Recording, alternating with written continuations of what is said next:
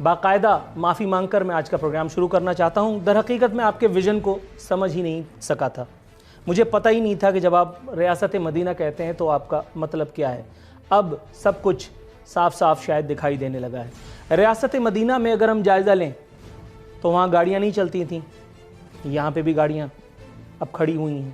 وہاں پہ پیٹرول نہیں تھا، یہاں پہ بھی پیٹرول اسی لیے مہنگا کر دیا گیا ہے۔ وہاں پہ بھی سی این جی نہیں تھی، یہاں پہ بھی سی این جی آپ کی برداشت سے، آپ کی اوقات سے باہر ہو گئی ہے۔ وہاں بھی گیس نہیں تھی، یہاں بھی گیس ہمیں خال خال ہی نظر آیا کرتی ہے۔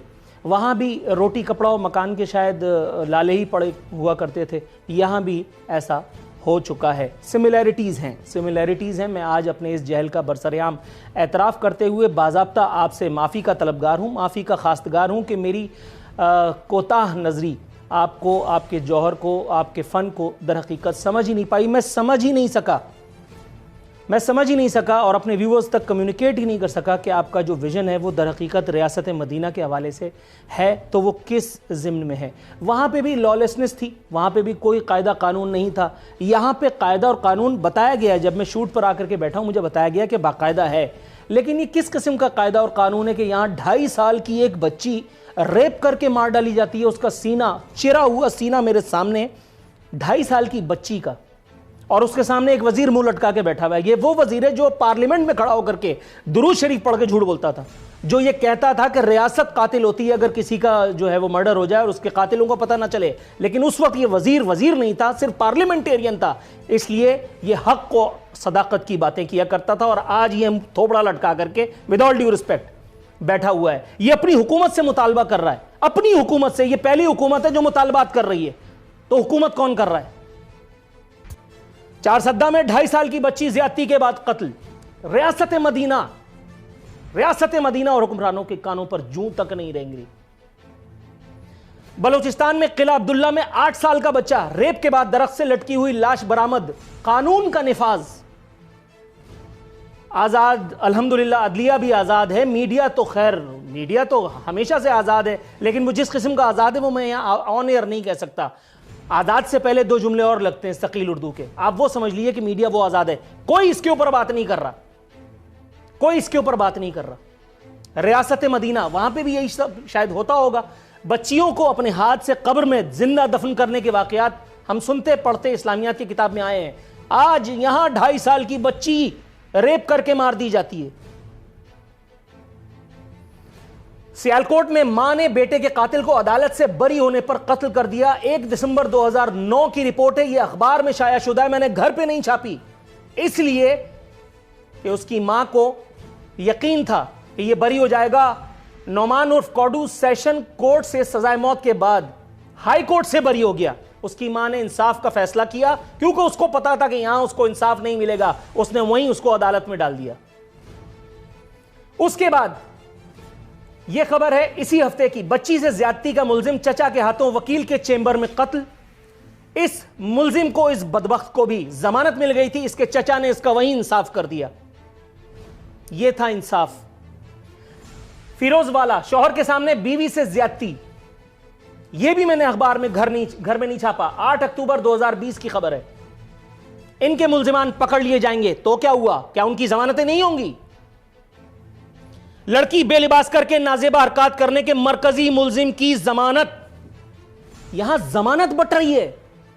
چلتے سرے راہ ایک لڑکی کو بے لباس کر کے، برہنہ کر کے اس کی ویڈیو بنائی، عدالت نے اس کو بری کر دیا، اس کو ضمانت دے دی۔ یہاں عیسیٰ نگری پہ ایک لڑکی نے میکاسا اپارٹمنٹ میں اس کی ویڈیو وائرل ہوئی، اس نے بتایا کہ 2 بدبخت اس کے ساتھ کیا کچھ کرتے ہیں، ان کی ضمانت ہو گئی۔ اب وہ ضمانت ملنے کے بعد اس لڑکی کے ساتھ کیا کچھ کریں گے؟ نہیں۔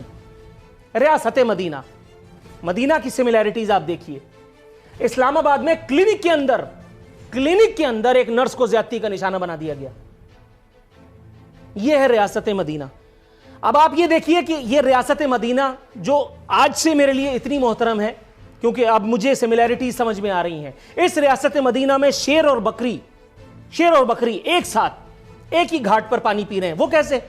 اس لیے کہ نہ یہاں کا عام آدمی محفوظ ہے، نہ یہاں کا کوئی خاص آدمی محفوظ ہے۔ یہ بچی جو کسی زید بکر حارث کی بچی ہوگی، اس کا کوئی چاچا ماما پارلیمنٹ میں نہیں ہوگا جس کی سوال پوچھ لینے سے بے عزتی ہو جاتی ہو، جس کا استحقاق مجروح ہو سکتا ہو، یا اس کا کوئی معمولی سا شائبہ بھی ہو۔ یہ بچی اس کے بعد وہ 8 سالہ بچہ جسے ریپ کرنے کے بعد درخت پر جس کی لاش کو لٹکا دیا گیا، وہ یہ نرس، یہ بچی سے زیادتی کا ملزم جسے عدالت میں بھرے کمرے میں مار دیا گیا، یہ سب جو مقتولین ہیں، یہ سب جو مظلومین ہیں، ان کے ساتھ اب آپ دیکھیے کہ کیسا نادر شاہی انصاف ہوا ہے۔ بول نیوز کے صدر نبیل جھکورا اور ان کے ساتھی شبیہ الحسن 36 گھنٹے کا عرصہ بیت چکا۔ اس ریاست مدینہ میں سب کو ایک آنکھ سے ٹریٹ کیا جا رہا ہے، سب کو ایک آنکھ سے ٹریٹ کیا جا رہا ہے۔ اس بچی کے قاتل کو تو دھر لیا گیا، اگر اسے ضمانت نہیں ملی تو مجھے حیرت ہوگی، اس کو پھانسی بھی دے دی جائے تو بھی کوئی ایسی بڑی بات نہیں ہے، کیونکہ جمہوریت یہاں پہ خدا نہ خواستہ ڈی ریل نہیں ہونی چاہیے۔ ہم عالمی برادری کو کیا منہ دکھائیں گے؟ ہمارے بین الاقوامی معاہدات ہیں، کہیں ہمیں تجارتی نقصان نہ ہو جائے، چاہے ہم وزیروں کی فوج ظفر موج یہاں بھر کر کے اپنے قومی خزانے کا بیڑا غرق کر دیں، چاہے بے روزگاری کے ٹھٹ لگ جائیں، پینے کا صاف پانی میسر ہو، نہ ہی صحت عامہ کی سہولتیں، لیکن ہم ریاست مدینہ کہہ کر کے لوگوں کا منہ چڑھاتے رہیں۔ اور ہم اس بات پر بھی معترض ہوں کہ یہ میڈیا، یہ زبان دراز میڈیا، یہ حکومت سے، یہ حکومتوں سے، یہ پارلیمنٹیرین سے سوال کرتا ہے، یہ ان کے سامنے مائک لے جا کر کے کہا کرتا ہے کہ آپ بتائیے آپ کا گزر بسر ہو رہی ہے، یہ لوگوں کو جمہوریت کے خلاف، جمہوری حکومتوں کے خلاف بھڑکا رہے ہیں۔ کیا یہی سزا تھی؟ اگر تو یہ سزا ملی ہے نبیل جھکورا کو، 36 گھنٹے کا عرصہ بیت چکا، ابھی تک نبیل جھکورا، پریزیڈنٹ بول گروپ اور ان کے ساتھی شبیہ الحسن کا، ان کے ویئر اباؤٹس کا کچھ پتہ نہیں۔ کون بتائے گا؟ وہ بچی ایک عام بچی تھی، یہ لوگ تو عام لوگ نہیں ہیں۔ جب اس ملک میں میڈیا اور میڈیا کو چلانے والے محفوظ نہیں ہیں تو پھر اس ملک میں محفوظ کون ہے؟ اب سنیے، اسی ریاست مدینہ میں وہ لوپ چلاؤ یار، یہ ایک میڈیا رپورٹ ہے جو باوجود میں سارٹ کے طور پر نہیں چلا رہا، اتنا ٹائم نہیں ہے، میں اس کا صرف ٹرانسکرپشن آپ کی خدمت میں پیش کر دیتا ہوں۔ یہ بچی اور اس کا باپ، ان کو آپ دیکھتے رہیے، یہ باپ اس کی بپتا کیا کہہ رہی ہے۔ زندگی میں کبھی سجدے میں بھی نہیں رویا اللہ کے آگے، اتنا رلا دیا ہے ان لوگوں نے، خدا کا خوف کھاؤ، ان سے کہو یار بس کر دو۔ 6000 کا بل ستارے کا کام کرنے والے کو، آج آخری تاریخ تھی، بل نہیں جمع کرا سکا، میں رو پڑا ہوں، زندگی میں کبھی نہیں رویا، میرے باپ نے مجھے ایک ہی سہارا دیا تھا، سکھایا تھا کہ رونا نہیں ہے، لیکن بچوں کی وجہ سے رو پڑا، روٹی نہیں ہے۔ میری بیٹی بولتی رہتی ہے تنگ آ گئے ہیں، بہت تنگ، زندگی میں اتنا تنگ کبھی نہیں آئے، 3 بچوں کا باپ ہوں، تنگ آ گئے ہیں، بس کر دو۔ کہیں یہ تنگ آمد اگر بجنگ آمد ہو گئی تو پھر کس کا قصور ہوگا؟ میڈیا کا، بول کا، نبیل جھکورا کا، شبیہ الحسن کا، نور العارفین کا، یا اس بچی کے اس باپ کا، یا پھر اس بچی کا، یا پھر اس موٹر سائیکل کا جس کے اوپر یہ لوگ بیٹھے تھے؟ یہ تھی ریاست مدینہ۔ سر، ریاست مدینہ کا یہ تصور آپ کو کیسا لگا، جہاں زید بکر، حارث، نبیل جھکورا، شبیہ الحسن سب ایک ساتھ ہیں، کسی کو انصاف ملنا ہے نہ ملے گا، اور اگر مل گیا تو وہ 2 رکعت نفل پڑھے؟ دیکھیے، میں سمجھتا ہوں کہ اس وقت جو پاکستان کے حالات ہیں وہ بہت تشویشناک ہیں۔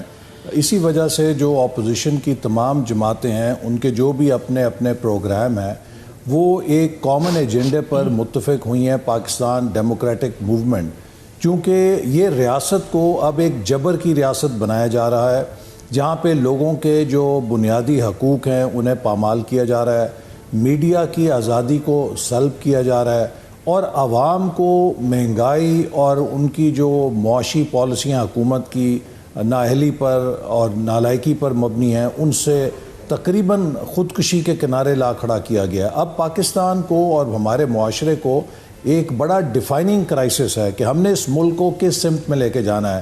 اگر ہم یہاں پر آزادی رائے کا، لوگوں کے حق کا گلا گھونٹیں گے تو جس معاشرے میں فری ایکسپریشن گھونٹا جاتا ہے، وہاں پر پھر شدت پسندی زور اٹھاتی ہے۔